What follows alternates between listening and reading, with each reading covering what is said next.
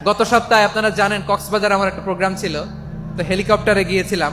ফেনী জেলা যখন পার হচ্ছি আমি দেখলাম তিনটা উইন্ড মিল চিনেন তো, বিশাল পিলার, তিনটা চারটা পাখা থাকে, বায়ু বিদ্যুৎ কেন্দ্র, বাংলাদেশের প্রথম বায়ু বিদ্যুৎ কেন্দ্র এটা, মুহুরী প্রজেক্ট বলে এটা সম্ভবত, মুহুরী প্রজেক্ট। তো সাগরের বাতাসের ঝাপটায় এটা ঘুরে এনার্জি হয়, ইলেকট্রিসিটি উৎপাদন হয়। তো আমি পাইলটকে বললাম, ভাই এগুলো থেকে কেমন ইলেকট্রিসিটি উৎপাদন হয়? কয় হুজুর একটু হয় না, কিছুই হয় না। কিছুই হয় না মানে? বলে হুজুর বাংলাদেশে যত উইন্ড মিল আছে এটার পাখা একটাও ঘুরে না।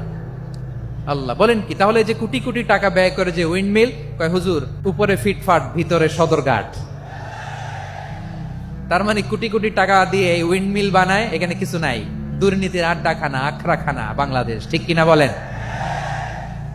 হায় রে, জাপানিজরাও মানুষ, আমরাও মানুষ। মানুষকে যত্ন নিলে মানুষের মধ্যে যারা কি পটেনশিয়াল রেখেছে। আমি জাপানের দুইটা উদাহরণ দেই। জাপানের 2022 সালে জাপানের সাথে জার্মানির খেলা, ফিফা ওয়ার্ল্ড কাপ 2022, এক পক্ষে জাপান, আরেক পক্ষে কোন দেশ? ওই খেলায় জিতেছিল জাপান, জিতেছিল 22 সালের এই ফিফা ওয়ার্ল্ড কাপে জাপান ফুটবল খেলায় জিতে। As a part of their celebration তারা খেলার পরে পুরো স্টেডিয়ামটারে ক্লিন করে, the fan base of Japan, lakh lakh মানুষ খেলা দেখতে যায়, তো এত ডাস্টবিনও তো নাই।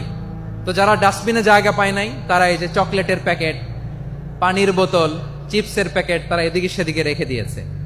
জাপানের ভক্তরা, জাপানের ফলোয়াররা, as a part of their celebration তারা খেলার পরে পুরো স্টেডিয়ামের সব ময়লা আবর্জনা ক্লিন করে তারপরে বিদায় নিয়েছে। তাদেরকে কি ক্লিন করার দায়িত্ব দেওয়া হয়েছিল? এই যশোর, জাপানের যে ছেলেরা খেলা দেখতে গেছিল ওদেরকে ক্লিন করার দায়িত্ব দিছিল? তারা কি স্টেডিয়ামের পরিচ্ছন্নতা কর্মী? তাদের আকল, তাদের সিক্স সেন্স